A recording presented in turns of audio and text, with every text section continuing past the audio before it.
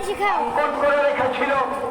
বর্তমানে সেখানে এলাকা থেকে যদি কোনো ওই রসুলের পুজো করার স্থানটা ওখানে মাইয়ের ব্যক্তির মৃত্যুর ব্যক্তির খাট রাখার একটা নেশানা ওখানে আছে।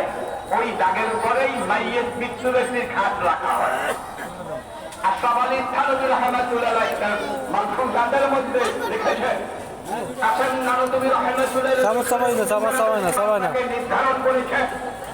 আশরাফ আলী থানভী রহমাতুল্লাহ বলতেছেন আমি একদিন দেখতেছি রসুল যেখানে বসে উজু করতেছিলেন সেই স্থানটাকে বেষ্টন করে রেখেছে। তোমার ভিডিও করি দেখুন সুন্দর করে খাও। মাদ্রাসা শুরু করেছেন আলহামদুলিল্লাহ। একটু ধরে বলেন আলহামদুলিল্লাহ। দেওবন্দ মাদ্রাসা শুরু হয়ে গেল।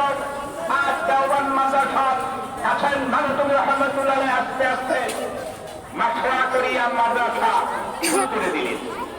যেহেতু মাদ্রাসা জ্বালিয়ে